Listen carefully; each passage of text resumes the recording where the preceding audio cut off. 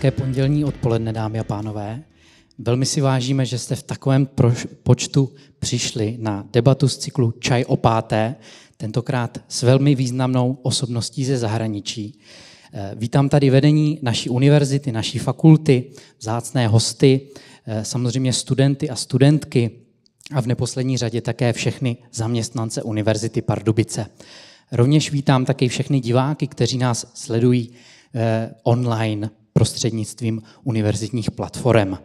Moje jméno je Michal Němeček, jsem doktorant Fakulty Filozofické Univerzity Pardubice a dnešní debatu budu moderovat.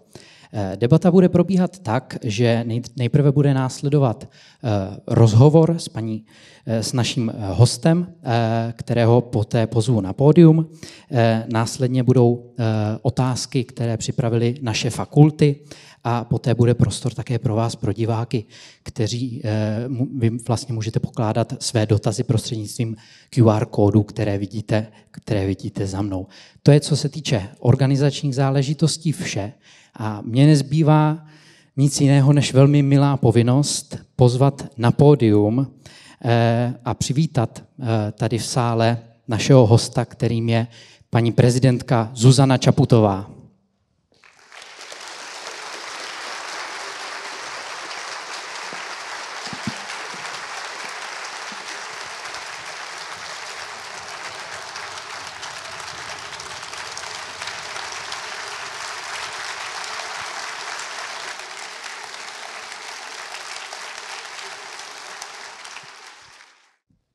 Paní prezidentko, ještě jednou moc děkuju, že jste si na nás udělala čas a přijela na Univerzitu Pardubice.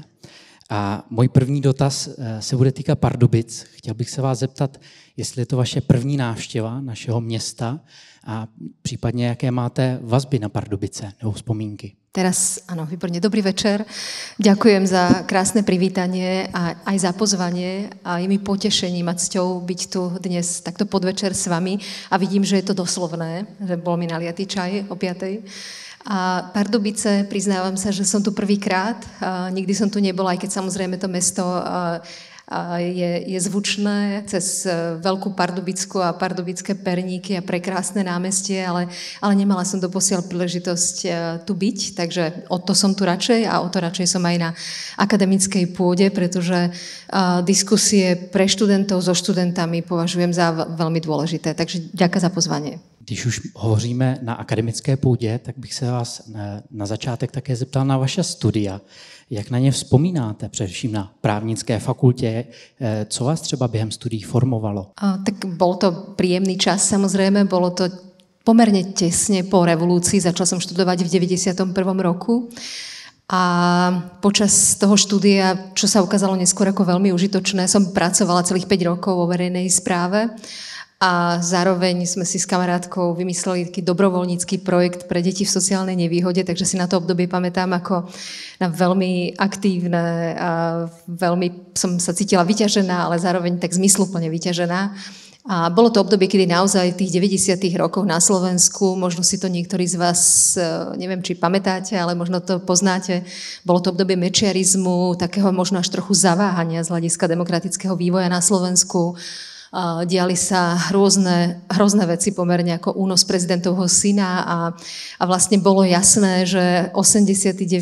a tá zmena režimu nie je a priori garanciou ničoho a určite nie demokratického vývoja. Takže aj toto boli 90-ky, keďže som študovala medzi 91 a 96 a nepochybne aj to formovalo môj pohľad na spoločenský a politický vývoj. Pezinek je místo, kde jste vyrostla a kde jste také profesně i občansky působila. Co pro vás toto město dodnes znamená a jak se na něj třeba díváte s odstupem let? Tak je to môj domov, predovšetkým, to je ako prvá spontánna odpoveď a možno to poznáte, že o to viac si to človek uvedomuje, keď je dočasne v zahraničí, ako srdcu blízke je nám to miesto, kde sme vyrástli a kde doteraz aj žijem. Je to kúsok od Bratislavy, veľmi dobrá geografická poloha a príjemne malá komunita. ľudí.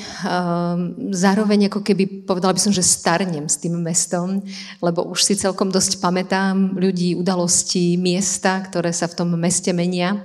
A zároveň je to mesto, ktoré veľakrát preukázalo v takých tých dejinných etapách, alebo ľudia v ňom, lepšie povedané, aj celkom odvahu a statočnosť. Takže mám to mesto rada.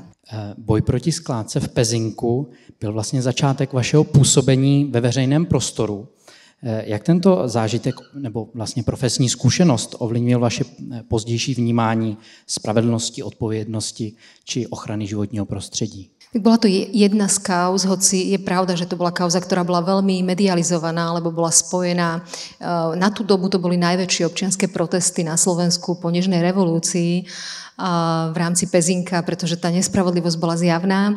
Takže bola to veľká skúsenosť, ale aj ostatné kauzy, na ktorých sme s kolegami pracovali, boli veľmi zaujímavou sondou alebo takou ako keby školou a ponorom do toho, ako v individuálnych prípadoch alebo kde sú defekty vymožiteľnosti práva, doručovania spravodlivosti na Slovensku.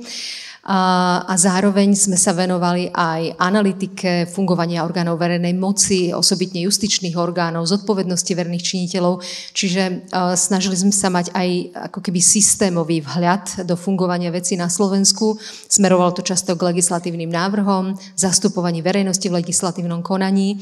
Takže som si to tak sama pomenovala, že od individuálnej patológie v jednotlivostiach k systémovým zmenám. A vôbec som netušila, že to je celkom dobrá, užitočná predpríprava na neskorší výkon aj prezidentského mandátu. Vôbec aj právnické vzdelanie sa mi javilo ako celkom užitočné, ale aj taká špecifická skúsenosť z individuálnych kauz a z toho systémového vhľadu do fungovania najmä orgánov verejnej moci.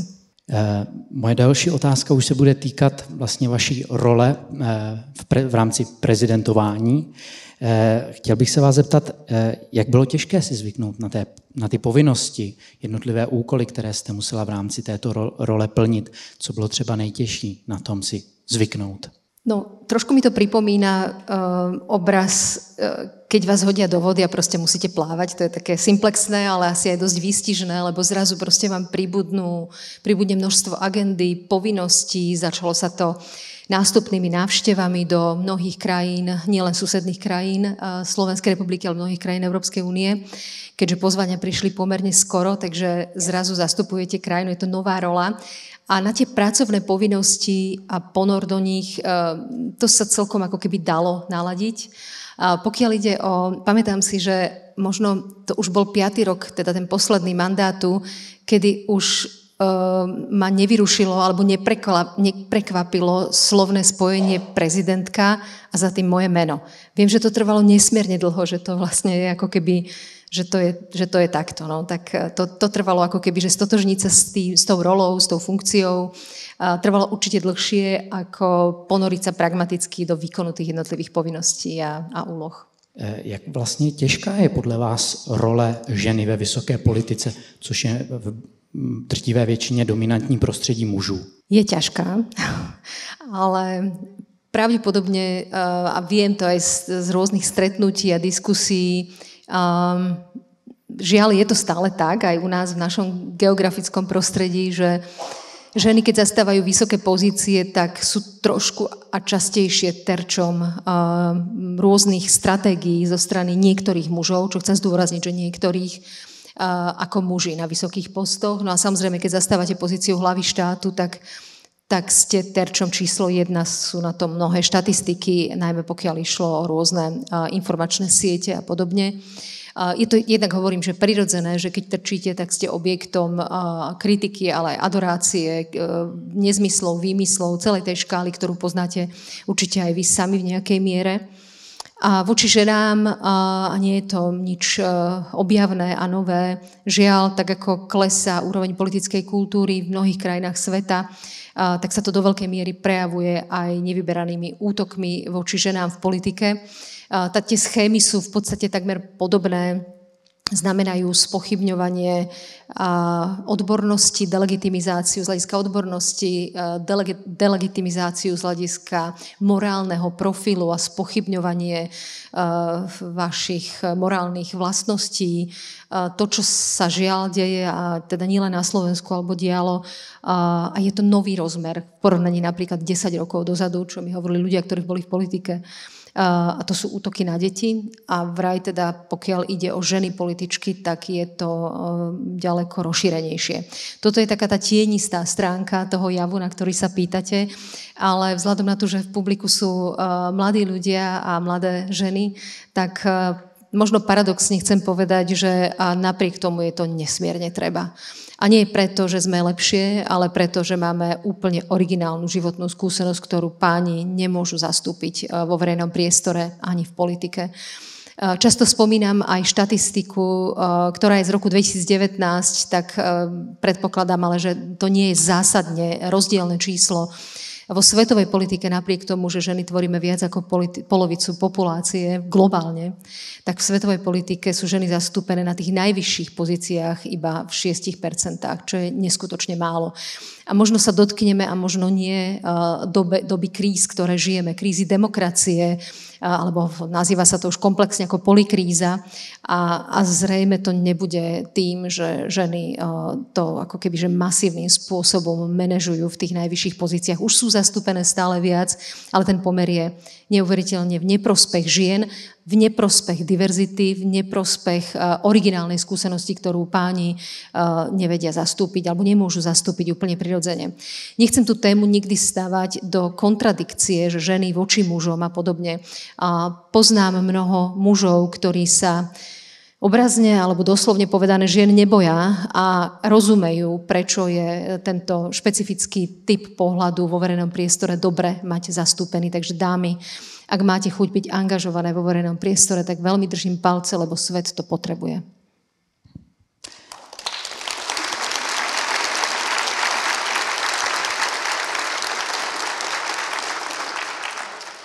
V jednom z rozhovorů jste řekla, že žijeme v mentálních zákopech.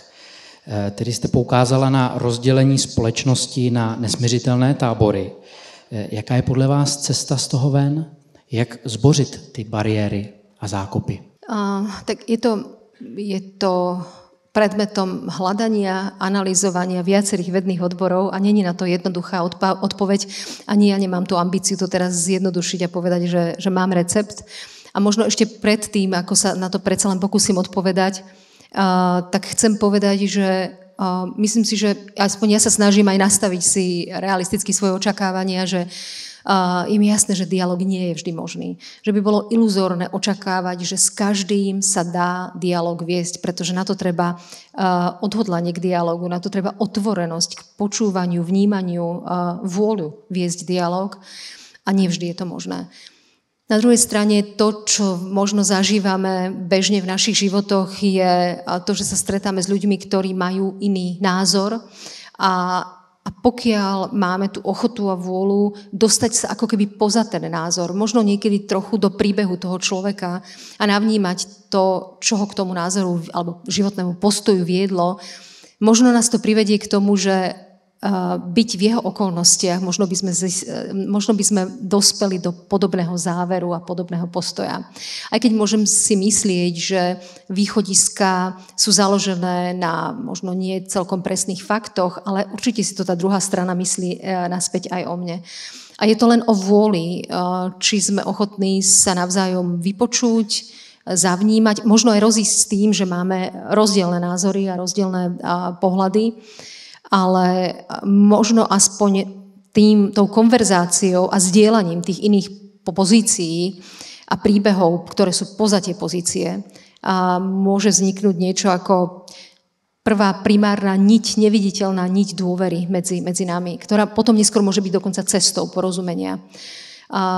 Toto sa ale, vrátim ako keby oblúkom k tomu začiatku, nedá u ľudí, ktorí sú a priori rozhodnutí inakosť, popierať, pristupovať k ľuďom ponižujúco, deštruktívne.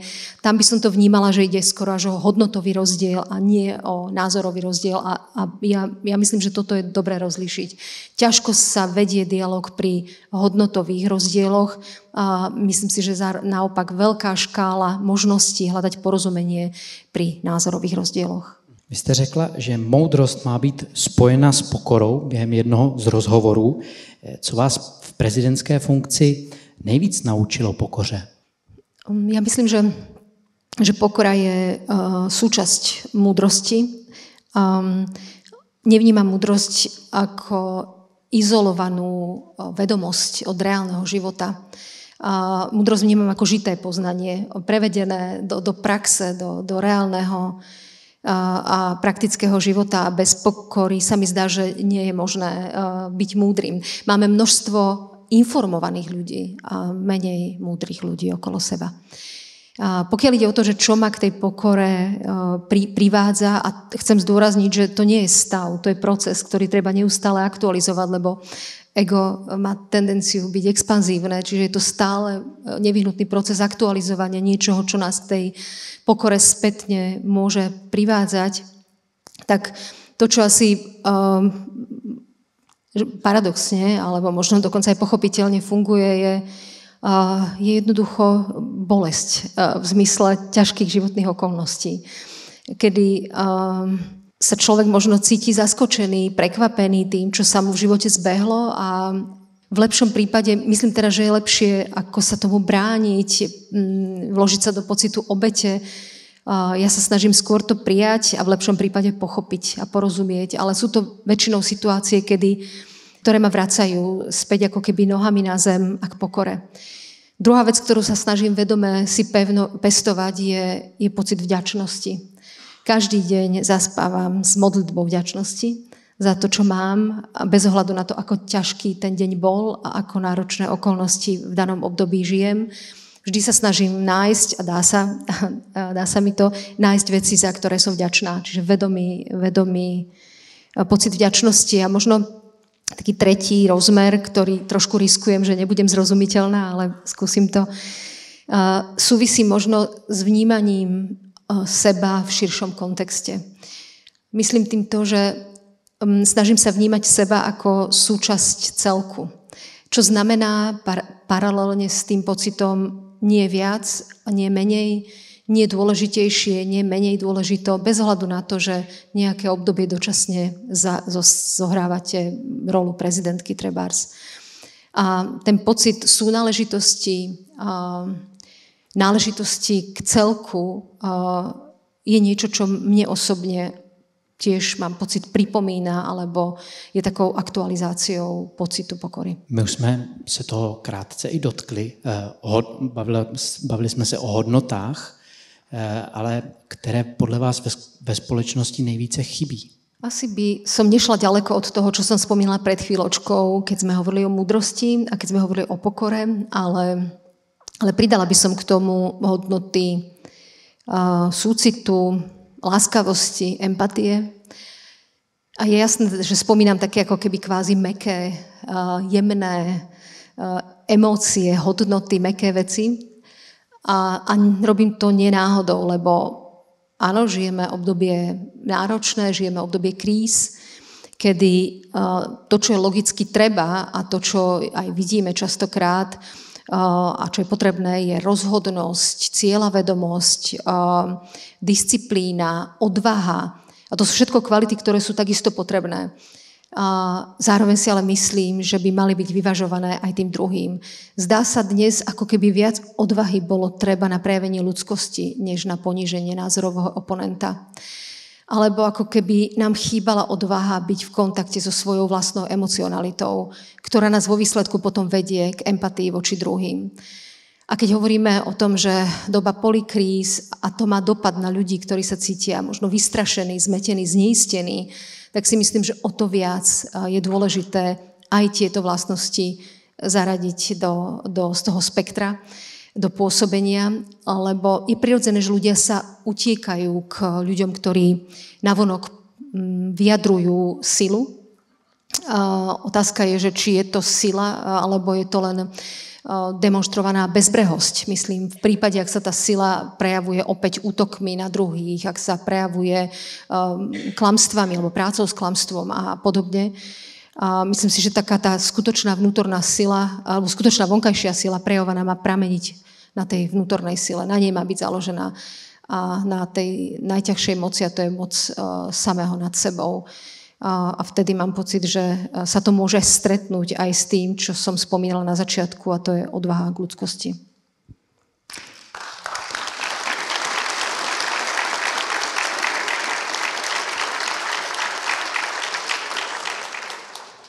Jako prezidentka jste se zasahovala výrazně o ochranu životního prostředí a klimatickou neutralitu. Mimo jiné jste z prezidentské kanceláře udělala první klimaticky neutrální veřejnou instituci na Slovensku. Jaká konkrétní opatření byste třeba navrhovala v souvislosti s ochranou přírody dál?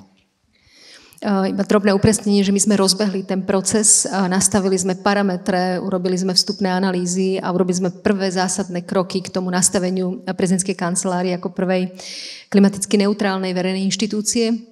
A popri tom nedámy, lebo ako isto viete, pravdepodobne teda aj v Čechách je to podobne, hlava štátu na Slovensku nemá exekutívne právomoci, to nám ale nebránilo, aby sme robili naše iniciatívne kroky, napríklad v jednej z mojich priorít, a to bola ochrana klímy a životného prostredia. Takže okrem tohoto sme to ešte potom trošku naškálovali a udelovali sme verejným inštitúciám tzv. Zelenú prezidentskú pečať, takže každá verejná inštitúcia, ktorá sa vybrala týmto smerom, tak bola takýmto spôsobom ocenená. Ale robili sme aj ďalšie programy, ako napríklad Klimatickú akadémiu pre vysokoškolákov, čo robíme v podstate dodnes, a ďalšie kroky v iných oblastiach. Som rada, že spolu s mojimi kolegami sme sa podieľali na nastavovaní plánu obnovy pre Slovenskú republiku, ktorý sa doposiaľ realizuje, ktorý špecificky pre Slovensko nastavuje a nastavil, a teraz sa to implementuje, programy, ktoré súviseli s dekarbonizáciou priemyslu, ktoré súviseli s energetickou efektívnosťou, ktoré boli veľmi kľúčové pre našu ekonomiku a samozrejme aj pre budúce generácie. A tú ekonomiku teraz nespomínam náhodne, pretože mnohé aj z tých ocenených inštitúcií, ktoré sme navštívili a zaujímali sme sa o ten príbeh pri udelení tej pečate, tak bolo krásne tam vidno, ako je ruka v ruke napríklad obnova budov a nastavenie energetickej efektívnosti a ekonomickej efektívnosti fungovania, že to sú veci, ktoré sa dajú zlúčiť. Vlastně kromě těch environmentálních témat jste se významně věnovala také dalším tématům, například násilí na ženách, na dětech či menšinám. Jaké změny byste v těchto oblastech ráda třeba viděla ve slovenské společnosti? Ja som predovšetkým rada, že sa aj zmeny počas tých 5 rokov, keď som bola vo funkcii, udiali v legislatívnej rovine. Niektoré z nich sme vyslovene iniciovali, ktoré sa týkali v oblasti trestného práva. Som veľmi rada, že iniciatíva, ktorú sme u nás spustili a zorganizovali, tiež sa premenila do zmeny zákona. Na Slovensku po mnohých rokoch, vyše 30 rokoch, vznikli štátom platené krízové intervenčné centra v každom krajskom meste pre obete domáceho násilia, čo zastabilizovalo pomoc pre obete domáceho násilia. Je tam pomoc psychologická, právna, sociálna a ďalšia, aj ubytovacie kapacity a tak ďalej. Čiže nejaké systémové zmeny sa podarilo nastaviť. To, kde potrebujeme, ale tak ako v iných oblastiach pridať, je vymožiteľnosť práva, včasnosť poskytnutej ochrany, efektívnosť poskytnutej ochrany a v neposlednom rade, pokiaľ ide o násilie na ženách, keď ste zmienili práve túto oblasť, tak je to aj povedomie, aby sa násilie na ženách a deťoch ďalej ako keby znižovalo ten pohľad na to, že to je niečo, čo patrí medzi zavreté dvere a že to je vec súkromia a že to je legitimizované, nebodaj normálne. V tomto je ešte stále dosť veľa práce pred nami, aby sa takéto niečo vlastne delegitimizovalo ako nesprávne a tak ďalej. Vlastně během vašeho mandátu Slovensko a nejen Slovensko prošlo sérii krizí, například pandemii COVID či válkou na Ukrajině. Která rozhodnutí v tomto období pro vás byla nejtěžší? No, naozaj to obdobie tých 5 rokov od 2019. vlastne začalo covidom, pandémiou a musím povedať, že na Slovensku sme mali počas niekoľkých týždňov najvyšší počet obetí na počet obyvateľov. Čiže tá situácia bola mimoriadne ťažká. Nasledovala ruská agresia na Ukrajine vlastne bezprostredne v našom susedstve. A tie prvé scenáre vyzerali nie dobre z hľadiska toho, akým spôsobom ten konflikt môže pokračovať, kam sa môže dostať. Potom samozrejme vlna utečencov z Ukrajiny a nasledovala energetická kríza v krajine, ktorá bola totálne závislá od energetických zdrojov. Zároveň sme mali rekordnú infláciu za posledných 20 rokov. No a aby toho nebolo málo, tak počas tých mojich 5 rokov výkonu mandátu sme mali na Slovensku 5 vlád, takže vnútropoliticky to bolo mimoriadne nestabilné obdobie. A spomínam to preto, že ťažko vybrať jedno rozhodnutie, ktoré bolo najťažšie, alebo bola to väčšinou situácia, kedy čelíte novej výzve, a takých tam bolo množstvo, s neistým výsledkom alebo vývojom tej novej krízy a napriek tomu nejaký typ rozhodnutia alebo postoja zaujať musíte na základe toho množstva informácií, ktoré máte k dispozícii. A ak sa k tomu ešte pridajú aj nejaké výzvy, ktoré sa týkajú súkromia, detí, tak to vedel byť mix okolností, ktoré boli asi tie najťažšie. Dokument Prezidentka vás zachycuje právě během výkonu vaší prezidentské funkce, ale zachycuje i vaše soukromí. Jaké pro vás bylo ukázat lidem sama sebe mimo tu roli prezidentky, ale vlastně nechat jim nahlédnout i do soukromí? Ťažké, lebo ja beriem ten film Prezidentka, a viem, že bol nedávno vysielaný aj tu v Českej republike v televízii. Je to predovšetkým autorský dokument režiséra, je to jeho výraz reality. Pre mňa tá realita prirodzene bola ďaleko pestrejšia. Aj v tom pozitívnom, ten film je pomerne smutný alebo ponurý. Realita bola ďaleko väčšou škálou vo všetkých smeroch a rozumiem, že sa to v tom obmedzenom čase nedá v širšom pásme zachytiť. Takže bola to celkom výzva vôbec vnímať ten film o sebe, nielen či už v profesnej alebo súkromnej oblasti, ale pokiaľ ide o súkromie ako osobitnú časť, ak už to malo zobrazovať nejakú čiastkovú výpoveď o tom príbehu, o tom období, tak sa to bez toho súkromia oddeliť nedalo, pretože bolo veľmi intenzívnou súčasťou môjho života. Neexistovalo vypnúť súkromie na 5 rokov a byť iba ako keby v profesii a tak to proste je. To je súčasťou, sú všetky tie radosti, ktoré poznáte, bolesti, ktoré zažívame, keď prídeme medzi svojich blízkych, súkromí. To je súčasť života, ktorá súvisí s tým výkonom právomoci a môže súvisieť dvojako, lebo buď, ako často to spomínam, že ak nás stretne nejaký typ bolesti, tak sa od nej môžeme buď izolovať nejakým pancierom, ktorý ale prináša to riziko, že nás ochráni pred niečím negatívnym, napríklad nenávisťou, hejtami a vyhrážkami, ale potom tá emócia nie je cítiť ani z vás. Alebo naopak príjmete tú stratégiu, že som zraniteľná, príjmam všetky údery, ktoré sa mi v živote dejú, ale zároveň verím, že neplatím za to daň stratou ľudskosti a že potom to človečenské môže byť cítiť aj zo mňa navonok. Takže takto som to vnímala a tým pádom to aj týmto spôsobom bolo asi neúplne, že znázornené, ale aj naznačené aj v tom filme a akceptovala som to. Když se dnes díváte na mladou generaci, co vás na ní inspiruje nejvíce a co si myslíte, že by třeba starší generace té mladší měla předávat? Tak mám 2 dcéry, jedna je po skončení vysokej školy, druhá začala, takže trošku som s mladou generáciou v kontakte a teraz nejakým jemným výsekom. A myslím si, že to, v čom je mladá generácia, čo mi ako prvé nápadne pri tej otázke, je, že tá miera inovatívnosti, prístupu, pohľadu a aj využívanie nových technológií.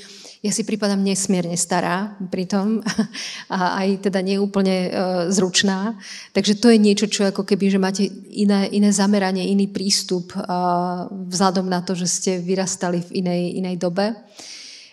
Zároveň mám pocit, že keď to porovnám s obdobím, kedy ja som vyrastala, čo bolo do 16 rokov ešte v totalite a potom nejaké začiatky budovania demokracie, že ste ďaleko v tom najlepšom zmysle slova vnímavejší na kategórie slobody, rovnosti a to je dobré, že ste na to ďaleko viacej citlivení, ak by tieto hodnoty mali byť nejakým spôsobom ohrozené, že toto sa mi zdá byť veľmi, veľmi takisto dôležité. Toto sú dve veci, ktoré mi napadajú ako keby tak na prvú. A možno ešte väčšia miera autenticity a vnútornej slobody v sebavyjadrení, v sebaprejave. Myslím, že moja generácia predtým, že sme boli takí viacej prirodzene, vzhľadom na to, v akom období sme vyrastali, seba korigujúci a obmedzujúci a v dobrom zmysle slovo vnútorná sloboda, autenticita a jej prejav sa mi zdá byť inšpirujúci na vašej generácii. Vy jste po skončení vlastně vašeho prezidentského mandátu s mladou generací pracovala mimo jiné na Stanfordově univerzitě, kde jste byla jednou z hostujících přednášejících. Co vám tato akademická zkušenost dala a jakým tématům jste se tam věnovala? Tak bolo to skvelá skúsenosť, už len kvôli tomu, aj v akom čase prišla tá príležitosť, lebo vlastne bol to taký akože pomerne šok a po tom intenzívnom živote prezidentky mať možnosť ísť niekoľko mesiacov geograficky ďaleko do kultivovaného akademického prostredia, esteticky pekného prostredia, ten Stanford je naozaj krásny, a medzi naozaj veľmi milých a podnetných ľudí, takže v tomto zmysle to bolo veľmi, veľmi príjemné. A samozrejme bolo to veľmi podnetné, jednak práca so študentami v limitovanej miere a druhú časť kapacít som mohla venovať analytike, ako aj naznačujete, čo bolo super. Študenti boli skvelí, zvídaví, ako sa to u vás hovorí, a vždy perfektne pripravení. Bolo to taká veľmi pekná, príjemná skúsenosť. No a analytika, jednak to bol priestor pre mňa aj osobne dôležitý, aby som zreflektovala tých posledných 30 rokov, keď to zoberiem po vysokej škole, že čo vlastne sa udialo u nás na Slovensku, v regióne. My máme za sebou nejaké obdobie budovania demokracie. Ja som toho sa snažila byť súčasťou ako právnička, neskôr advokátka, potom v nejakom čase ako prezidentka. A samozrejme množstvo ľudí a napriek tomu sa dejú veci, ktoré nás prekvapujú až šokujú v našom vývoji. A snaha porozumieť, že kde boli tie zakopnutia, aké sú z toho lekcie ponaučenia, z toho vývoja, ktoré bolo v niektorých veciach odlišné, keď som to porovnávala s krajinami V4, v niečom to bolo rovnaké a podobné. A konfrontované s tým globálnym dianím, tak toto bolo pre mňa zaujímavé. No a plus potom ešte som sa aj spolu s kolegom venovala tomu javu erózie demokracie, príčinám, dopadom na naše spoločnosti a možným východiskám z toho. Kdybyste mohla dát radu mladým lidem, kteří chtějí měnit svět, ale neví, kde začít, jaká rada by to byla? To je také, ja tak nerada hovorím, že im tu rozdávať radu, možno len možno inšpirujúca poznámka, vôbec neviem, či to trafím, ale ja mám pocit, že úplne stačí, keď každý začneme tam, kde sme. Ono sa to zdá byť ako keby také, že banálne, ale vôbec nie je. Tam, kde ste a tam, kde vás to baví, tam, kde vás to láka, akákoľvek vec, krok, čin, ktorý je urobený ako keby trochu navyše tej našej záhradky alebo domova pre niekoho sa počíta. To všetko je super. Akýkoľvek krok, akt pomoci je veľká vec. Nie sú, jak sa hovorí, nie sú malé role. Každý jeden z vás, ak sa k tomu a z nás, keď sa k svojmu životu postavíme zodpovedne už len z hľadiska toho, na čo myslíme alebo ako uvažujeme, čo sa premieta do našich slov a do našich skutkov, ak náš život budeme žiť s týmto vedomím zodpovednosti, tak to vôbec nie je málo. Už to môže priniesť veľké zmeny. A moja skúsenosť je taká, že to nastavenie, že chcem niečo robiť, tak potom ma stretalo toľko príležitostí, jak som spomínala, dobrovoľnícky projekt, potom spolupráca s ďalšími ľuďmi a tak som vlastne môj život, hoci som plánovala študovať vlastne tú psychológiu a stala som sa, ako ja hovorím, omylom právničkou, tak si ma nejak našiel. Našlo si ma to, čo mi vo výsledku dávalo zmysel, aj keď to malo iné formy, iné podoby. Tak držím palce.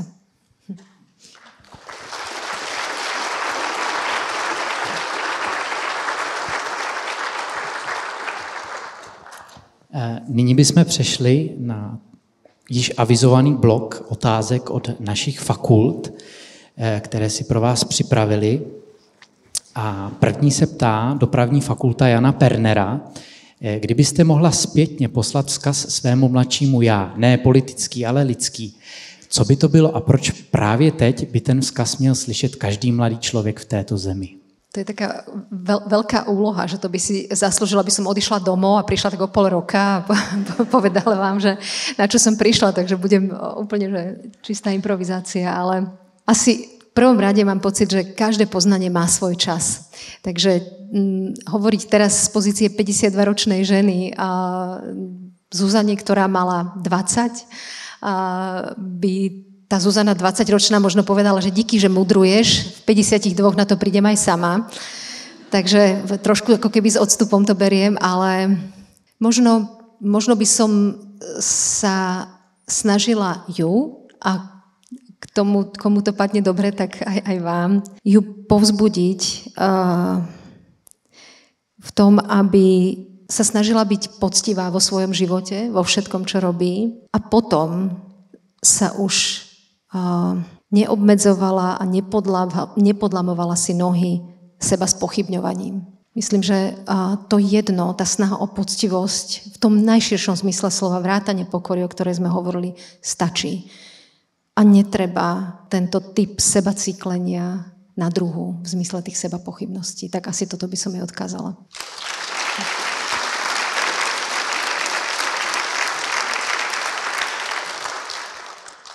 Další dotaz je od fakulty ekonomicko-správní a ptají se, v prostředí rychlých technologických a globálních změn se často zdá, že etika ustupuje tlaku na výkon.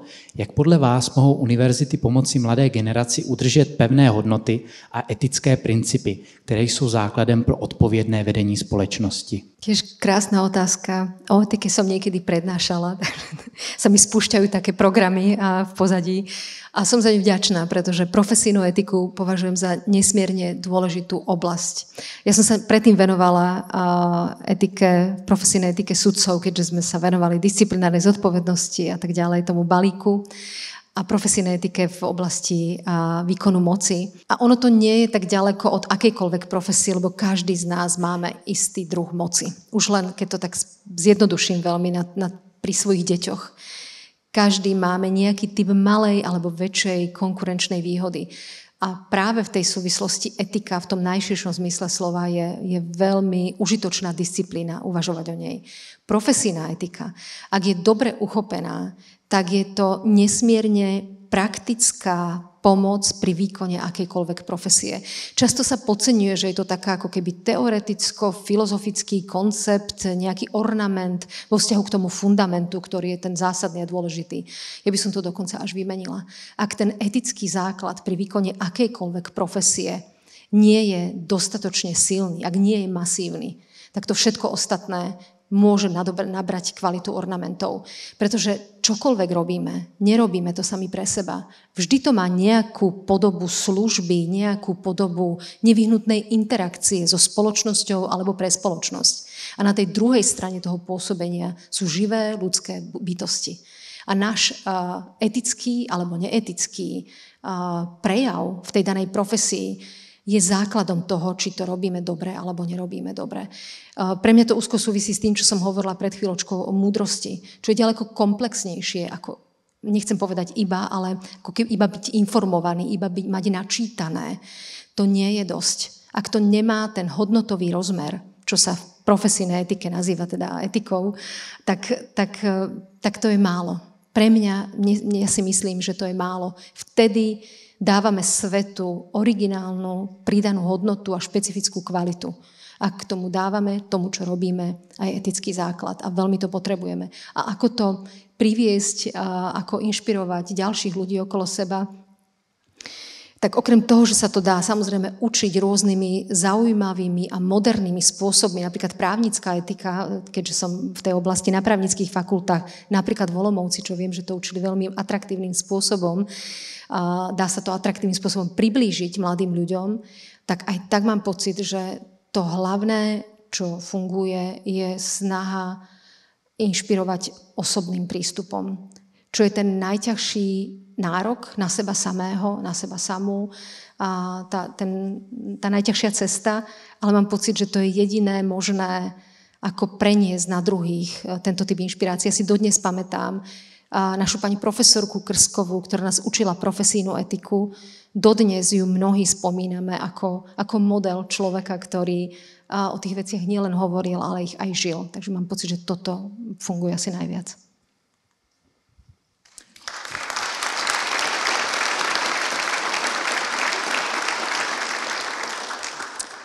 Další dotaz od Fakulty elektrotechniky a informatiky.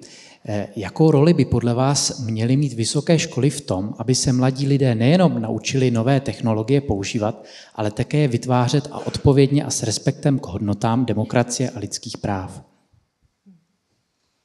Ja keď vždy tam nabehne, že ktorá fakulta sa ma ide spýtať, tak si hovorím, čo z dopravy ja budem vedieť povedať, alebo čo z našťastie. Ďakujem, toto skúsim. Ja si myslím, že úplne že kľúčovú rolu by v tom mali hrať vysoké školy a tá otázka triafa úplne do centra jednej z najväčších víziev, ktorým ako ľudstvo teraz čelíme. A to je zodpovednosť prístupu pri využívaní nových technológií, otázka demokratickej limitácie nových technológií. Vieme o nástupe umelej inteligencie, vôbec sociálne siete, aký chaos v hlavách ľudí to spôsobuje, že to má svoje až bezpečnostné dopady na jednotlivé krajiny.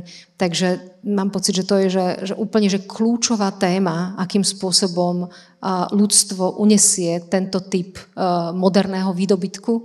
A myslím, že je tu na mieste taká tá úvaha, práve sme tým niekedy argumentovali, princípu predbežnej opatrnosti. Že mi veľakrát ľudstvo vymyslí nejaký nový prvok technologického alebo iného pokroku, ktorý niekoľko rokov, prípadne 10 ročí predchádza poznanie o tom, aké externality to spôsobuje. A preto princíp predbežnej opatrnosti, myslím, že nám v tomto smere ušiel vlak z hľadiska predbežnej opatrnosti a teraz už musíme byť iba efektívni pri balansovaní toho, že to môže a často spôsobuje zásah do práv. Fakulta chemicko-technologická.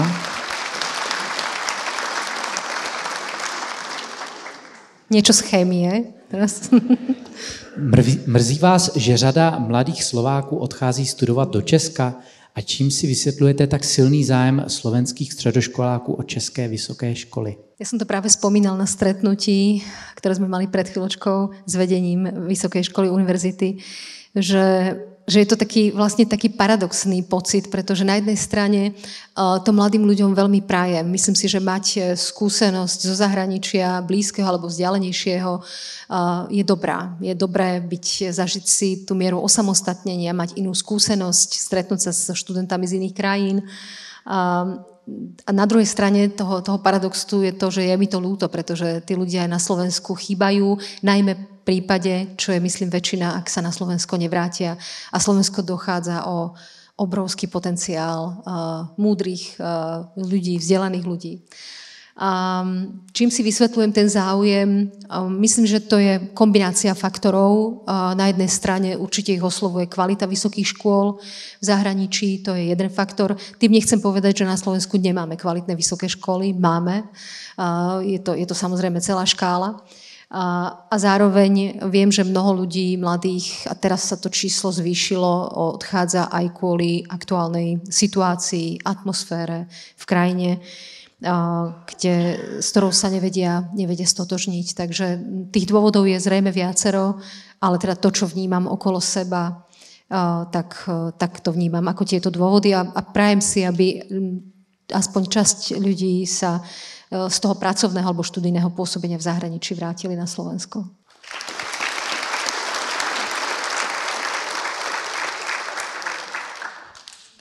Fakulta filozofická, její dotaz.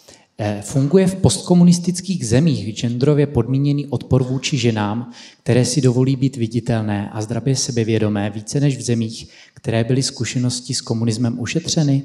No úprimne povedané, neviem o výskume, ktorým by som odpovedala. Čiže ospravedlňujem sa vopred, bude to čisto subjektívny dojem, lebo neviem, či na toto bol robený nejaká komparácia v tých krajinách postkomunistických a iných.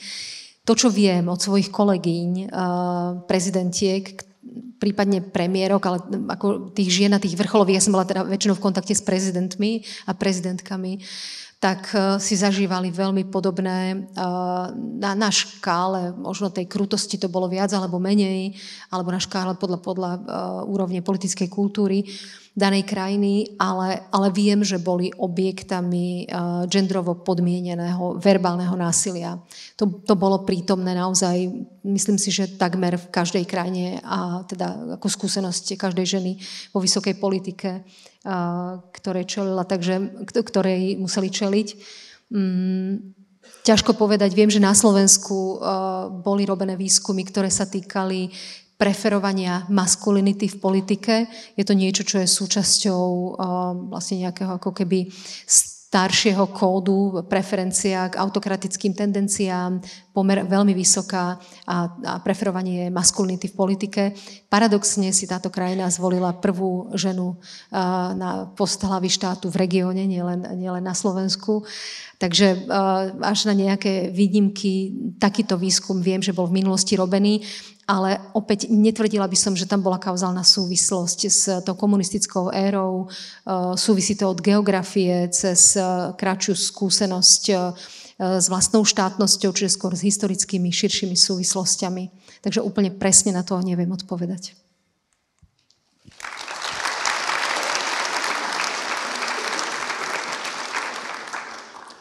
Poslední dotaz od našich fakult je z fakulty restaurování. Zabýváme se obnovami hmotného kulturního dědictví nejen v Čechách, ale také po celém světě a vidíme, že péče o památky je důležitým tématem pro společnost jako celek. Je to téma, které dokáže spojovat a památky jsou hodnotou, která přetrvává po generace. Jak vnímáte památky a jejich roli vy? Máte k nim nějakou osobní vazbu? Tak myslím, že tú rolu, akú majú, myslím si, že to je veľmi pekne vystihnuté v tej otázke a to je to, že dokáže to byť element, faktor v spoločnosti, ktorý má potenciál, otázka je, či tá spoločnosť ten potenciál využije, zbližovať a aspoň na niečom nachádzať možno zhodu a pocit hrdosti. A spomínam to kvôli tomu, že sa tým teraz veľa zaoberáme, pretože Slovensko je druhá najpolarizovanejšia krajina v rámci krajín Európskej únie. Polarizovanejšie je už len Maďarsko. A súvisí to práve s absenciou mnohých tých faktorov, ktoré tú kohéziu robia reálnou. A okrem iného je to aj spoločná hrdosť na niečo, ako keby vzťahovanie sa vo vzťahu k minulosti, k nejakým významným okolnostiam, udalostiam, prípadne kultúrnym pamiatkám. Takže je to faktor, ktorý je nesmierne dôležitý, jednak pre zachovanie pamäte, jednak pre možno aj to, kde vnímam deficit na Slovensku, je ako keby zjednocovanie alebo teda vyladenie pohľadu, kritického pohľadu na našu minulosť. A keď nie je spoločné povedomie o minulosti, ťažko sa potom hľadá vlastná národná identita. Takže to má veľký dopad naozaj aj na to, čo je tak dôležité a v konečnom dôsledku veľmi praktické, a to je kohézia. Tá má jej absencia alebo jej nízka úroveň má dokonca aj svoje ekonomické priemety. Takže na Slovensku je to veľmi aktuálna téma.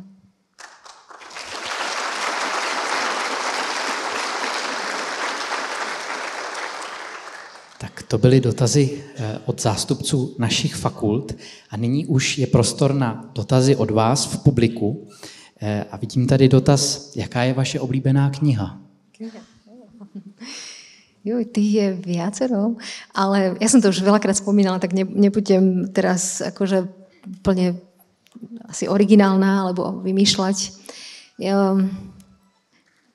Ja veľmi mám rada knihu od Lao Tzu, Tao Te Ching. Dostala som ju, keď som mala, myslím, 17 rokov, odtedy ju mám na nočnom stoliku stále.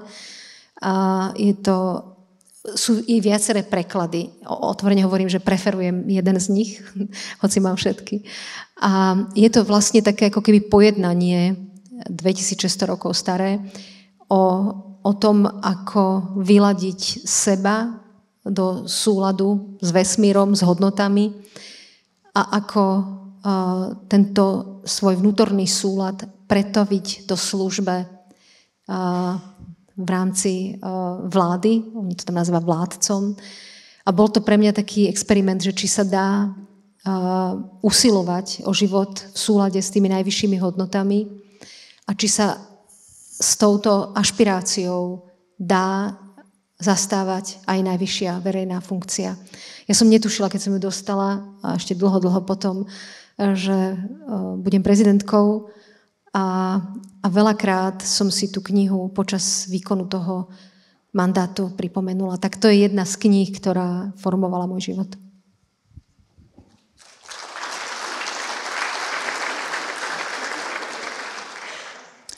Jaká je vaše nejmilejší vzpomínka na prezidentování? Priznám sa, že to bolo tak strašne veľa obrazov, podnetov, tvári, mien, udalostí, miest, ktoré som navštívila, že ťažko vybrať úplne iba jednu jedinú, ale teda napadlo mi, ja som sa vrátila, teraz som cez víkend bola v Ríme a navštívila som aj Vatikán opätovne, tak všetky stretnutia a rozhovory so Svätým Otcom, ktoré som mala možnosť mať, keďže sme sa 3-krát stretli, mali sme nejaké telefonáty, navštívilo Slovensko, 3-krát som bola za ním vo Vatikáne, on bol na Slovensku, tak za to som veľmi vďačná. To bolo dokonca aj s vtipom, mnohé tie fotky zobrazujú to, ako sa úprimne rehoceme, tak by som to až povedala, že to bolo naozaj veľmi milé, ľudské, ale predovšetkým pre mňa veľmi hlboké stretnutie s veľmi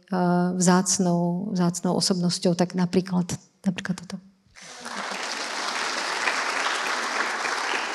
Ale aby som to teda trochu ako keby, že každé stretnutie so skvelými, milými, múdrymi, inšpiratívnymi ľuďmi a napríklad aj deťmi, to bola tak milá skúsenosť, pretože tak ako mi hovorili mnohí známi, ktorí majú deti a teda najmä dcéry, tak keď som nastúpila do funkcie, tak akože ma volali, že kráľovná.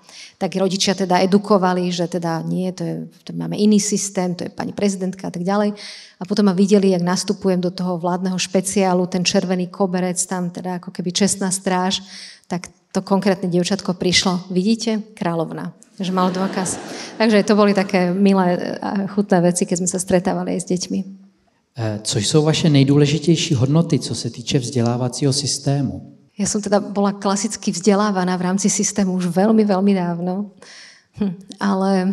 Ale teda to, čo môžem vnímať aj teraz s tou skúsenosťou na Stanforde alebo na čo si je pamätám ako študentka, myslím, že sú to ako keby kombinácia toho, o čom vlastne asi hovorím celý večer, a to je jednak profesionalita a jednak ako keby hodnotovosť toho vyučujúceho alebo toho prostredia a zároveň, keď je možnosť mať prístup s tým vyučujúcim, alebo teda naopak, keď tam vie byť niečo ako veľmi špecifický druh partnerstva, ktorý môže vzájomne inšpirovať.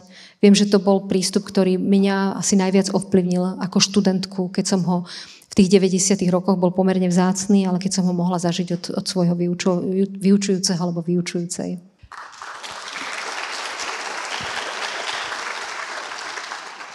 Dále tady mám dotaz, co v této fázi vašeho života vyživuje vaši duši a dává vám smysl? To je výborná otázka, mala by som s ňou zaspávať, lebo je veľmi dôležitá, samozrejme. Priznám sa, že ešte žijem fázu života, kedy ako keby nie som zreštartovaná a naplno, ani neviem, či mám povedať slovo oddychnutá z toho 5-ročného virvaru, ktorý bol, ešte stále cítim ako keby nánosy toho obdobia v rôznych podobách.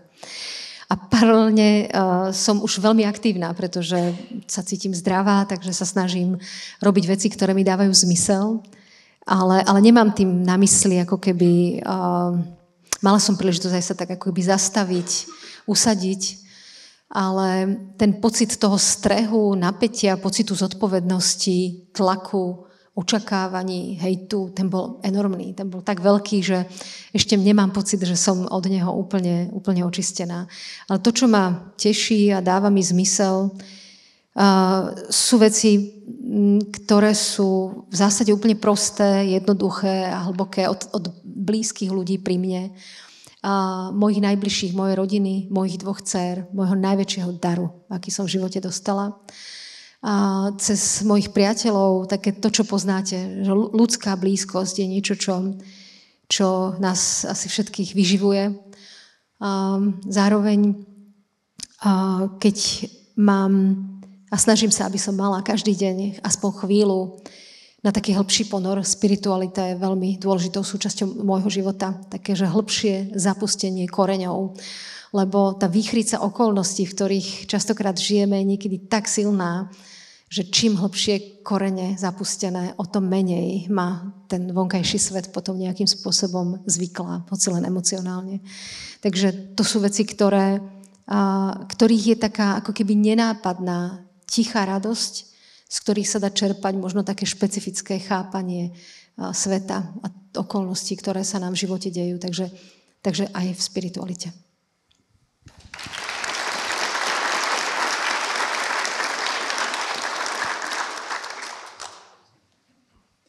Mám tady dotaz, kdybyste se mohla znovu setkat s papežem Františkem, jakou otázku byste mu ráda položila? Je to ťažká otázka, keďže teda viem, že to už nie je možné. My sme mali krásne rozhovory, ktoré veľakrát nadväzovali na konkrétne udalosti, ktoré sa diali. Rozprávali sme sa o tom, ako lepšie zvládnuť tú rolu. On ako hlava katolíckej cirkvi, ako hlava štátu. Ako manažovať tú rozdielnosť, ktorá je zdravá. Myslím v tomto zmysle tá diverzita demokracii svedčí. To, že sme iní, máme iné názory. Častokrát sa o polarizácii alebo fragmentácii, o odlišnostiach hovorí v takom skôr tom negatívnom. Ale problémom je radikalizácia v rámci polarizácie. A o tomto sme sa bavili veľakrát, o tom, prečo tá nenávisť je taká, akým spôsobom ju lepšie z tých našich pozícií ovplyvňovať, ako pôsobiť skôr zjednocujúco, než polarizujúco. A asi zrejme niekde do týchto vôd by smerovala moja otázka. Toto boli témy, o ktorých sme sa rozprávali. A mimochodom, keď ste sa ma pýtali na otázky, ktoré sa týkali úlohy žien v politike, na každom jednom stretnutí, ja som tému nikdy nepriniesla na stôl alebo do debaty, vždy ju on priniesol a hovoril o tom, aké dôležité je to, že som v tej pozícii ženou, aké je to významné pre spoločnosť, čo to prináša. To bolo zaujímavé počuť tento akcent na ženský rozmer v politike práve od neho. Takže týmto spôsobom, dámy, všetkým vám odovzdávam aj toto posolstvo od Svätého Otca.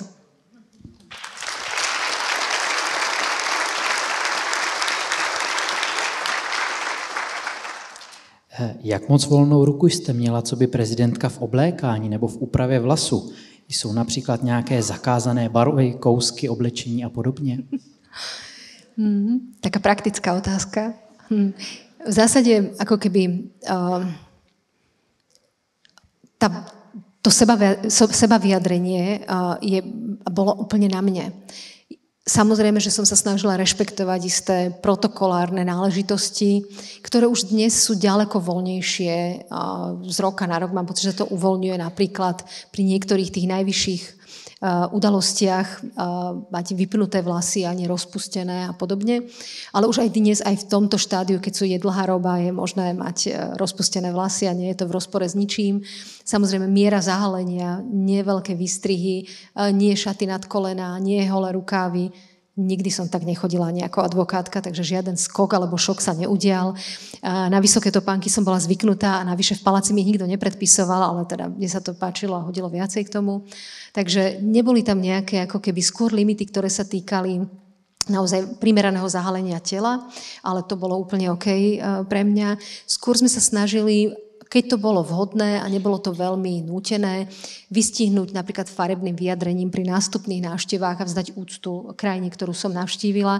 To bolo také ako keby milé, že sa tak dalo ako keby vyslať nejaký signál pozornosti hostiteľskej krajine, ale inak to predovšetkým som sa v tom musela byť cítiť sama sebou, aby som nebola oblečená do niečoho, čo ma nejak nevyjadruje, alebo tak.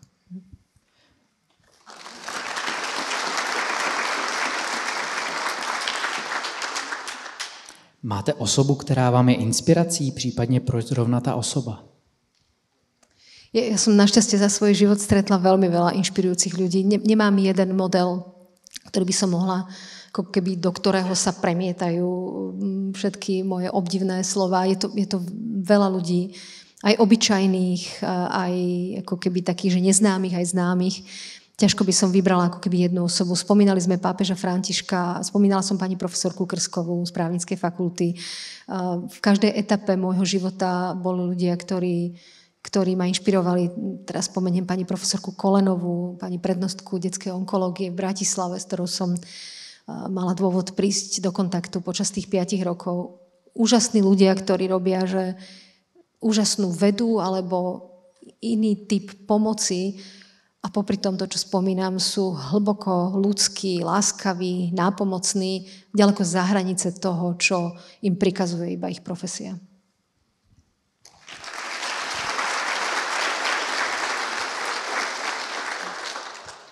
Co konkrétně byste poradila studentům, kteří se chtějí zapojit do veřejného života, ale obávají se toxicity prostředí nebo toho, že jejich hlas nebude slyšet? To sú dve veci, ja to teda dovolím si to rozdeliť, že pokiaľ ide o to, ten hlas, že bude alebo nebude počuť, každý hlas je silný hlas. Každý hlas má svoj význam, bez ohľadu na to, či sa nesie od človeka k človeku alebo prostredníctvom sociálnych sietí. Nepodceňovala by som silu žiadneho hlasu a jeho význam a dopad. A pokiaľ ide o vystavení sa riziku toxicity na sociálnych sieťach, žiaľ je to tak, je to ako keby, ťažko by som tu tvrdila niečo iné, je to nepríjemná súčasť akéhokoľvek verejného pôsobenia, je to nesmierne deštruktívna sila, ktorej sú vystavení fakt, že každý, kto nejakým spôsobom trčí. Dá sa s tým naučiť nejakým spôsobom žiť, je to častokrát bolavé, je to nepríjemné. Dá sa manažovať to, že ako som sa ja snažila, že čo ešte treba vedieť. Mala som okolo seba ľudí, ktorí sledovali to, či tam nie je nejaká spätná väzba vecná, aby som nezostala žiť v bubline a podobne, čo samozrejme hrozí v takej pozícii. Ale zároveň som nepotrebovala takýto feedback v toxickom obale, čo častokrát na tých sociálnych sieťach je presne iba toto, alebo najmä toto. Takže je to riziko a dá sa s tým do istej miery žiť, ale asi je dôležité sa cítiť slobodný v tom, koľko sa rozhodnete na tej ceste verejného pôsobenia v tomto uniesť alebo niesť a čomu sa ešte vystavovať. Sú ľudia, ktorí sa rozhodli, že si vypnú nejaký štýl alebo po nejakom čase si vypnú komentáre niekde. Dá sa to nejak technicky ako keby manažovať.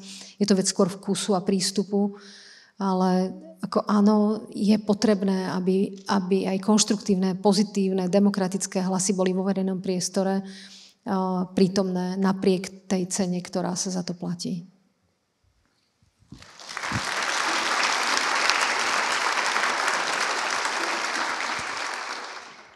Jak vnímáte výsledky českých parlamentních voleb z hlediska toho, že se do politiky dostalo rekordní množství mladých lidí a žen? No, samozrejme veľmi pozitívne, to je dobrá správa z výsledku volieb. Aj na Slovensku máme po posledných parlamentných voľbách je tam celá pestrosť toho, čo sa udialo, ale máme aj najvyšší počet žien v slovenskom parlamente, takže sa teším aj tomu profilu vekovému, že tam bude reprezentovaná mladá generácia, ale aj zastúpeniu žien. Myslím si, že to je dobrý a zdravý trend.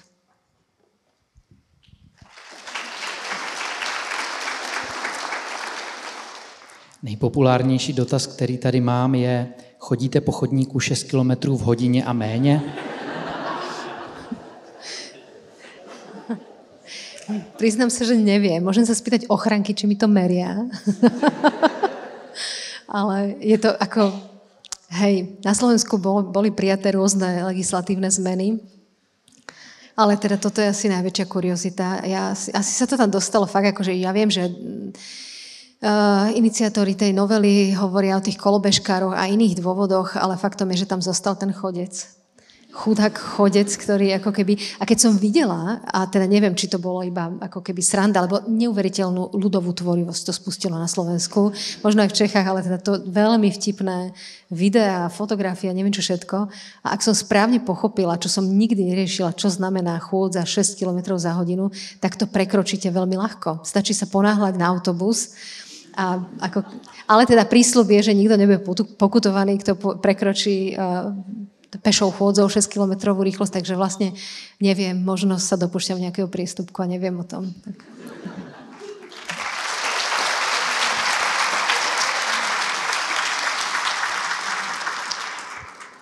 Jak hodnotíte stav studentských svobod na Slovensku a jak vnímáte zrušení 17. listopadu jakožto státního svátku? Pokiaľ ide o stav študentských slobôd, zatiaľ nemám informáciu o tom, že by na ne bolo nejakým spôsobom siahnuté. Práve nedávno som sa stretla s jedným študentom z právnickej fakulty, ktorý inicioval na právnickej fakulte Univerzity Komenského debatu v súvislosti s tým, keď bola prijímaná tá rozsiahla novela trestných zákonov v oblasti trestného práva, lebo nešlo len o kódexy. A vzbudilo to veľkú vlnu aj dokonca verejného zosmieštenia zo strany pána premiéra a tak ďalej a tak ďalej. Ale napriek tomu vo výsledku potom, myslím, akademický senát umožnil naozaj odbornú diskusiu, čo bolo jediné, o čo ten študent žiadal. Ten študent dokončil tú fakultu a tak ďalej. Takže akože, dúfam, ja viem, že to nejde len o slobodu prejavu. Zatiaľ nie som si vedomá toho, že by na akademické slobody bolo v tomto zmysle siahnuté. Pokiaľ ide o zrušenie 17. novembra ako sviatku a Dňa pracovného pokoja zároveň, to je, ja mám k tomu iba jediný komentár. Je to symbolické. Je to symbolické, že žiaľ táto vládna väčšina si ten sviatok nectí. Je to najdôležitejší termín našich novodobých dejín. To je ten bod, kedy sa zmenili možnosti, kedy sa zmenil prístup štátu k občanovi, teda postupným procesom a spôsobom. Pamätám si totalitu a pamätám si to, čo nasledovalo po nej a čo žijeme teraz. To je niečo, čo je, dokonca mám pocit, že možno až neprenosné pre ľudí, ktorí si to nezažili. Dá sa to opísať, dá sa to obkresliť, môžeme vidieť množstvo filmov aj skvelé, že najmä v Českej republike tie filmy vznikajú viac ako na Slovensku, pretože je veľmi dôležité si pamätať, čo tá totalita znamenala.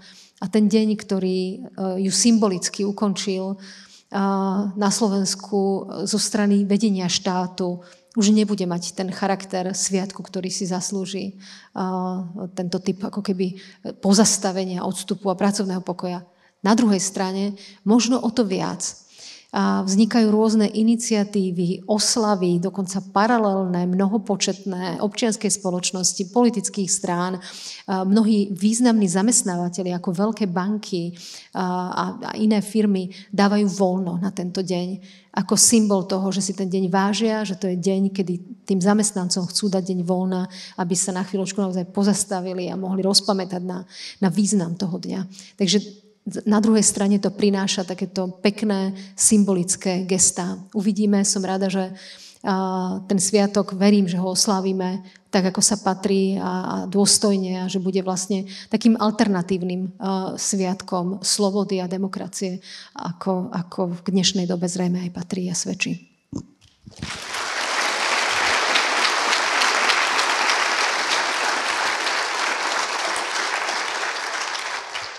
Další velice populární dotaz. Za předpokladu, že by se prezident Pavel neucházel o další funkční období, přijala byste čestné občanství a kandidovala na prezidentku České republiky? Ja už som počula také všelijaké verzie tejto otázky, ktoré ani netrúfnem citovať tu na. Takže ja iba poďakujem za sympatickú otázku a prejav dôvery, alebo ako by som to povedala, ďalej by som už samozrejme nešla. A určite v Českej republike množstvo skvelých kandidátov, ak by sa pán prezident Pavel rozhodol nekandidovať.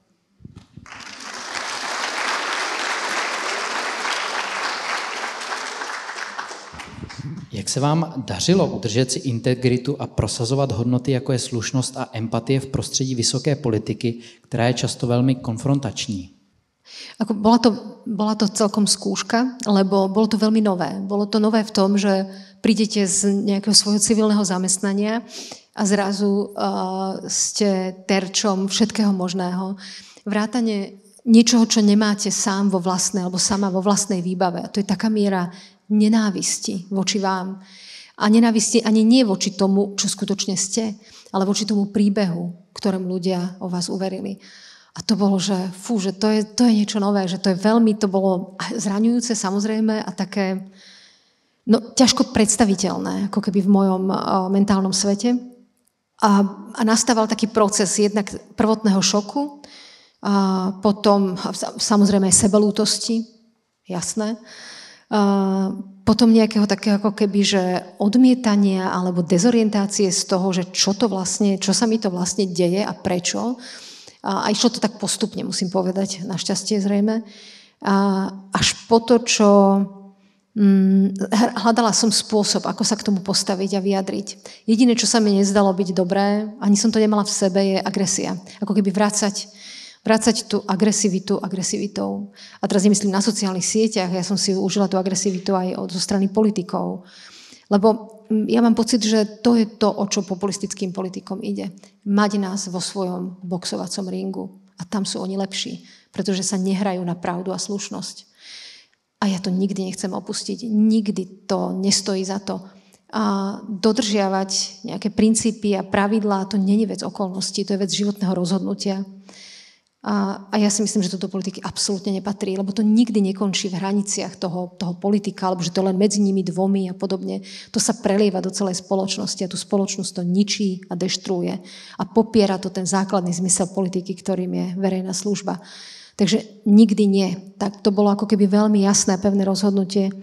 A možno posledná rovina, ktorou som sa to snažila v sebe manažovať a opäť riskujem, že možno nebudem zrozumiteľná, ale taká hlboko osobná rovina, lebo potom to, čo som povedala, stále tam môže zostať. Bolesť, zranenie a sklamanie a neviem čo všetko.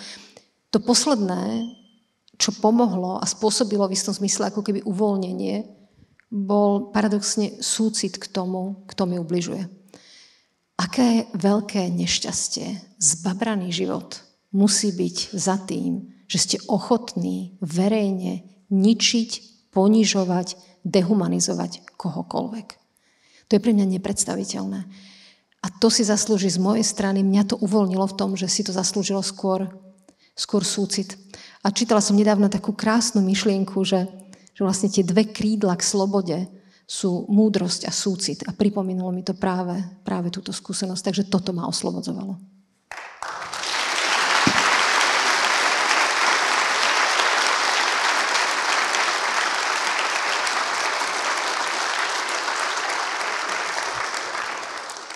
Vnímáte roli prezidenta spíše jako symbolickou nebo aktivní součást politického systému?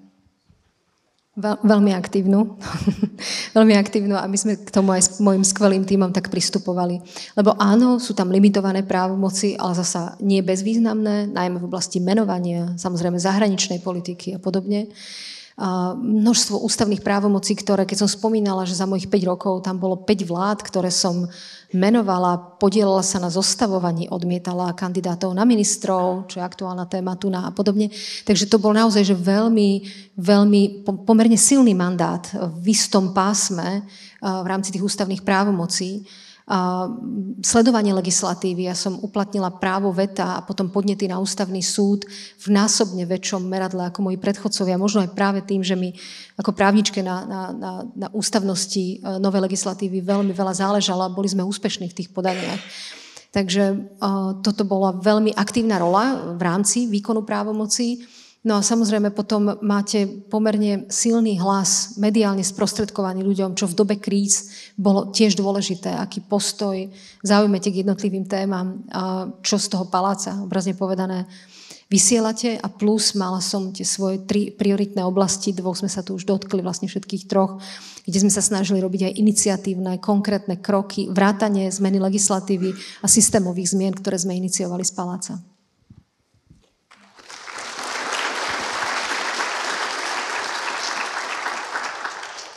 Diváky také zajímá, jak jste dnes přijela do Pardubic. Autom.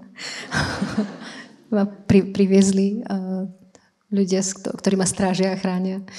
A teda musím povedať, že ten kraj je prenádherný. Trošku ma prekvapilo, že tu sa vlastne vedie iba teda dvojprúdová cesta, čo môže byť pomerne nebezpečné.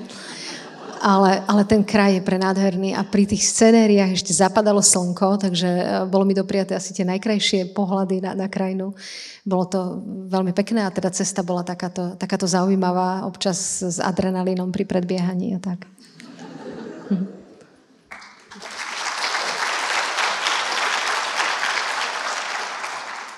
Velmi důležitá otázka. Ananas na pice, ano nebo ne? A môže byť, áno.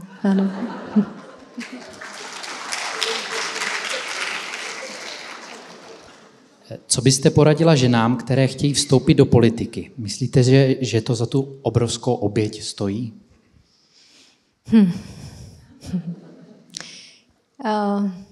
Ja viem, budem to hovoriť z pozície ženy, matky, ktorá z tej politiky odišla, dotiahla mandát, ktorý podľa mňa vydal aj za 2, ako som spomínala, vzhľadom na všetky tie okolnosti a krízy, ale veľmi by som si to priala. Ak máte tú chuť, máte to ako keby ten ťah, že vás to láka, že máte pocit toho poslania, že tam ísť, tak prosím, choďte do toho. Tak veľmi svet potrebuje aj ten ženský pohľad v politike.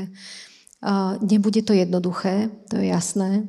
Ak máte deti, bude to možno v istom zmysle v nejakom smere náročnejšie, ale zároveň vám aj ten aspekt materstva dodá veľmi špecifický druh vnútornej sily a zmyslu.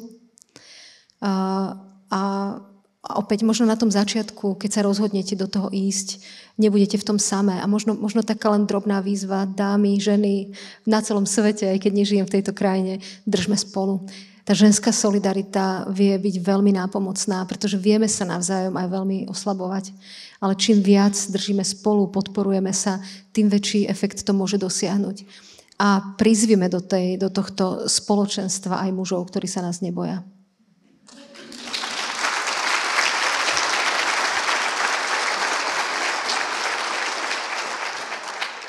Myslíte, že Slovensko a Maďarsko vystoupí z Evropské unie během příštích 10 let? Nemyslím. Dúfam, že sa nemýlim. A poviem, o čo opieram, aspoň zatiaľ toto moje dúfanie. Nebudem hovoriť o tom, ako kultúrne, historicky, nábožensky, a neviem, ak patríme na západ a nie na východ, ale opriem sa o to, že dôvera, alebo respektíve spokojnosť s našim členstvom v Európskej únie je vyššia, než je priemer krajín v Európskej únii. Ak sa nemýlim, je to 74% občanov a občaniek Slovenskej republiky je spokojných s našim členstvom v Európskej únie. Viac ako priemer.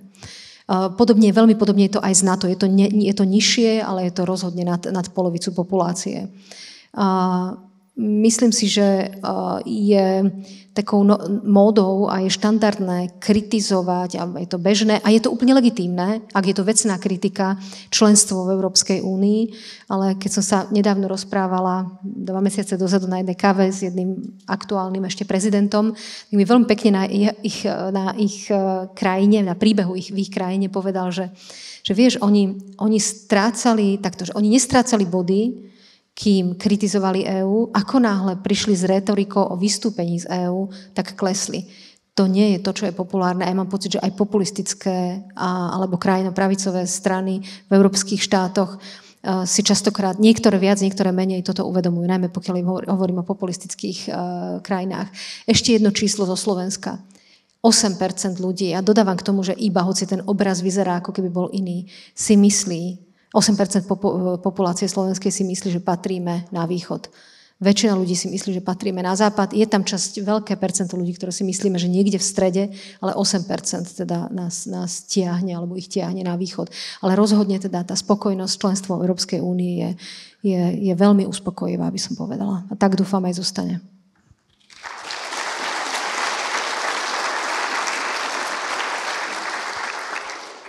Jste pro manželství pro všechny? No, nebudem teraz hovoriť o ústave na Slovensku a všetkých tých zmenách. Pre mňa je priateľné takto. Predovšetkým to, že na Slovensku nemáme registrované partnerstva, je, nechcem povedať nepochopiteľné, lebo keď počúvam niektorých vládnych predstaviteľov, tak pochopiteľné to je, pretože to nechcú. Hej? Ale je to pre mňa nepriateľné a myslím si, že už dávno sme mali patriť medzi tú väčšinu krajín Európskej únie, ktoré registrované partnerstva majú. Je pre mňa akceptovateľné, že ten inštitút sa nevolá manželstvo, alebo by sa nevolal manželstvo a že manželstvo by bolo ako keby alokované pre zväzok muža a ženy, ako ten názov toho inštitútu. Ale to, že by mali mať práva, ktoré vyplývajú zo špecifického postavenia takéhoto zväzku, to je že pre mňa že neodškriepiteľné, že absolútne a v súlade so všetkým, čo považujem civilizačne za správne.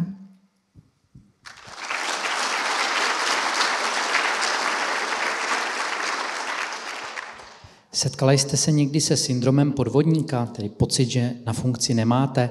Jak se s takovým tlakem vyrovnat a co byste v tomto poradila mladým lidem? Mala som množstvo pochybností. Neviem, či úplne, že takto by som to povedala, že som mala tento typ syndrómu, ale mala som množstvo pochybností prirodzene.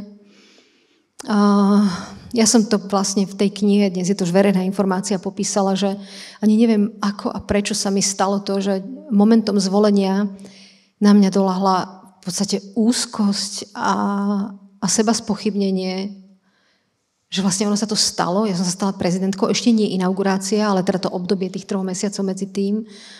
A ja som mala naozaj strach z toho, či to dám, či to ustojím, či to zvládnem, lebo je to veľmi špecifická pozícia, na ktorú vás žiadna profesia predtým nepripraví. Ona je veľmi, veľmi iná, veľmi komplexná.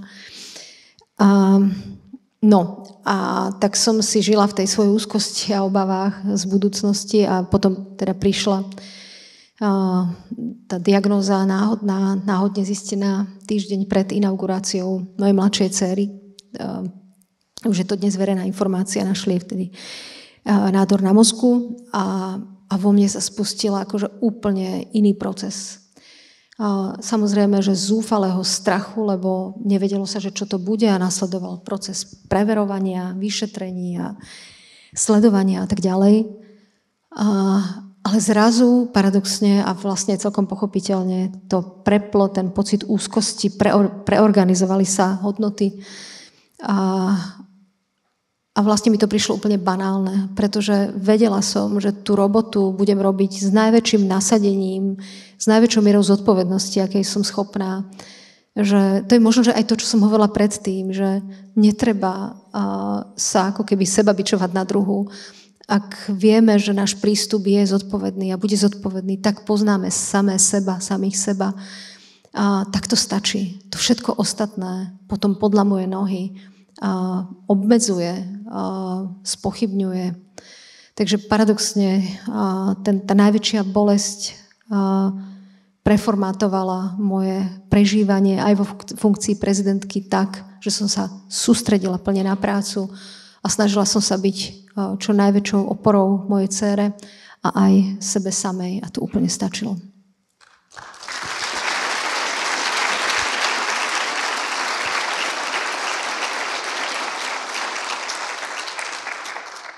Co si upřímně myslíte o slovenských politicích, kteří často v průběhu vašeho mandátu šířili dezinformace a nenávist proti vám? Predovšetkým potrebovali znížiť mieru dôveryhodnosti voči mojej osobe, potrebovali ma proste eliminovať. Bola to čistá politická hra.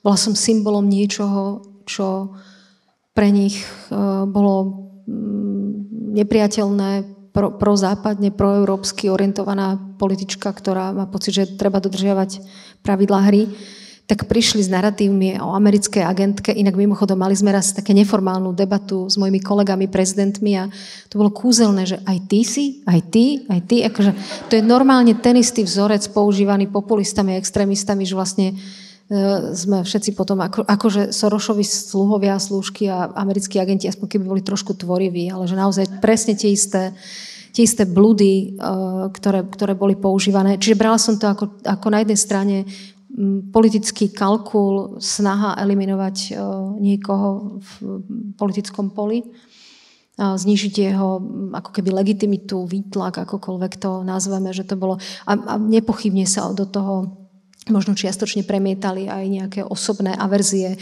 najmä keď prebiehali nejaké ako keby trestné stíhania, možné vyšetrovania niektorých politických lídrov, ktorí si mysleli, že ja s tým nejakým spôsobom súvisím, čo bolo samozrejme absurdné, pretože som absolútne rešpektovala trojdelenie moci a predstava, že ja ako politička zasahujem do akéhokoľvek konania, vyšetrovania. No, to neboli moje praktiky, ale možno si ich oni vedeli predstaviť.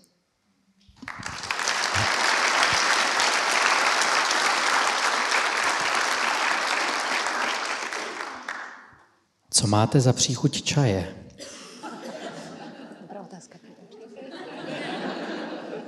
Já odpověď vím. Studený. Je to niečo bylinkové a povedala by som, že to je niečo medovkové. Ano, je tam citrón medoňka. Super.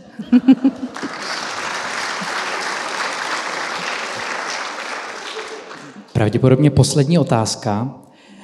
Stále jste někdy před rozhodnutím, kdy jste věděla, že ať zvolíte cokoliv, vaše svědomí se s tím úplně nevyrovná?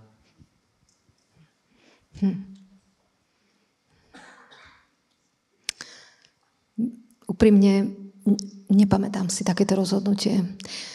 A to z toho dôvodu, že vo výsledku tie rozhodnutia sa dejú v pomerne pragmatickom poli. A vedela som, že to rozhodnutie môže byť s odstupom času hodnotené aj mnou samou prípadne ako nedostatočné, neviem, môže sa ukázať ako nevhodné, nie najlepšie na svete, ale to, čo som sa snažila, že nielen ten produkt, to výsledné rozhodnutie, aby bolo dobré, ale aj tá cesta k nemu. Na to som sa snažila a snažím vo svojom živote si dať veľký pozor, aby v danom úseku času, niekedy sekundy, minúty, hodiny, dní, som využila ten priestor časový, to okno na to, aby som spoznala tú situáciu. Čo to znamená, o čom idem rozhodovať, aké sú moje právomoci, aké sú okolnosti, o ktorých idem a za ktorých idem rozhodovať. A v neposlednom rade, aká som v tých okolnostiach ja, čo ma motivuje. Nedopúšťam sa toho, že sa mi tam premietajú nejaké emocionálne motívy, aby som niekomu niečo dokázala alebo vrátila, čo je absolútne nepripustné. Čiže vnímať aj seba v tom rozhodovacom procese a rozhodnúť. A potom už človek proste musí urobiť to rozhodnutie. Aj s vedomím, že sa mu možno nepodarí ho dobre odkomunikovať, s plným vedomím, že časťou spoločnosti a priori nebude prijaté. Ale s plným vedomím toho, že som ho urobila v danom čase, s daným množstvom informácií najlepšie, ako som vedela. V takomto zmysle som potom ako keby išla ďalej s tým, že som sa snažila tie veci nepodceniť. A to bolo to, čo som preto vedela spraviť.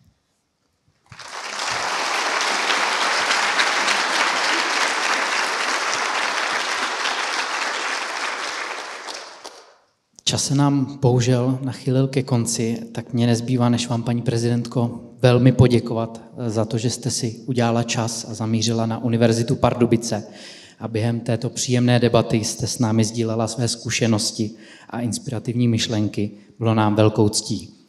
Prezidentka Zuzana Čaputová. Ďakujem pekne. Ďakujem.